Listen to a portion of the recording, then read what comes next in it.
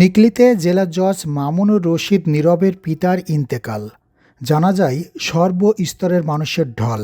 Senior staff reporter Sohel Rana জানান, কিশোরগঞ্জের নিকলি উপজেলা বিএনপির সহসভাপতি ও সদর ইউনিয়ন বিএনপির সভাপতি মোহাম্মদ হারুন অল কায়ুম এবং বাংলাদেশ জুডিশিয়াল সার্ভিসের তৃতীয় ব্যাচের সদস্য ও কক্সবাজার পারিবারিক আপিল ট্রাইব্যুনালের বিজ্ঞ বিচারক মামুনুর রশিদ নীরবের পিতা আব্দুস সামাদ ইন্তেকাল করেছেন। ইন্না লিল্লাহি ওয়া ইন্না ইলাইহি রাজিউন। গতকাল সোমবার রাত ৯ ঘটিকায় বার্ধক্যজনিত কারণে চিকিৎসাধীন অবস্থায় নিজ বাসভবনে তিনি শেষ নিঃশ্বাস ত্যাগ করেন। মৃত্যুকালে তার বয়স হয়েছিল ৮৫ বছর। তিনি স্ত্রী, ৩ পুত্র ও ১ কন্যা সহ অসংখ্য গুণগৃহী রেখে গেছেন। আজ মঙ্গলবার জোহরের নামাজের পর নিকলি কেন্দ্রীয় ঈদগাহ ময়দানে মরহুমের জানাজার নামাজ অনুষ্ঠিত হয়। জানাজা শেষে স্থানীয় কবরস্থানে তাকে দাফন করা হয়েছে। মরহুমের জানাজায় রাজনৈতিক, সামাজিক ও প্রশাসনের ব্যক্তিবর্গের স্বতঃস্ফূর্ত উপস্থিতি লক্ষ্য করা গেছে।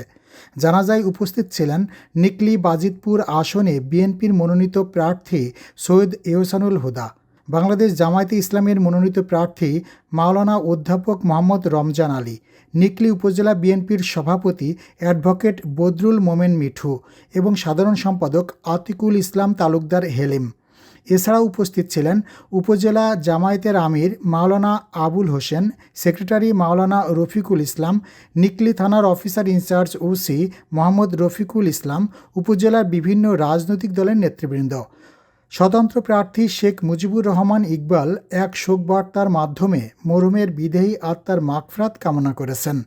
বিচারক মামুনুর রশিদ নীরবের পিতার মৃত্যুতে গভীর শোক প্রকাশ করেছে বাংলাদেশ জুডিশিয়াল সার্ভিস অ্যাসোসিয়েশন। সংগঠনের প্রচার সম্পাদক স্বাক্ষরিত এক প্রেস বিজ্ঞপ্তিতে মরহুমের আত্মার শান্তি কামনা করা হয় এবং শোক সন্তপ্ত পরিবারের প্রতি গভীর সমবেদনা জানানো হয়। এলাকাবাসী জানান, আব্দুস সামাদ একজন অত্যন্ত সজ্জন ও সাদা মনের মানুষ ছিলেন। তার মৃত্যুতে এলাকায় শোকের ছায়া নেমে এসেছে। মরহুমের পরিবার তার বিদেহী আত্মার মাগফিরাতের জন্য দেশবাসীর কাছে দোয়া চেয়েছেন।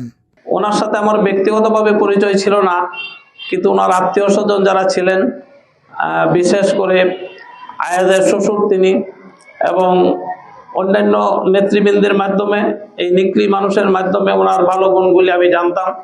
আজকে উনি দুনিয়াতে নেই। আমি আমার পক্ষ থেকে মহান আল্লাহ তাআলা দরবারে দোয়া করছি, আল্লাহ যেন ওনাকে মাফ করে দেন।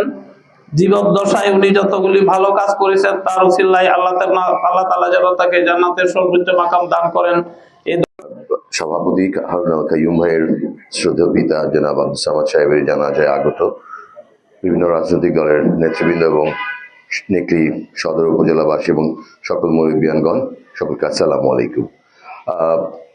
গতকাল রাতে স্যার সামাদ ভাই ইন্তেকাল করেছেন।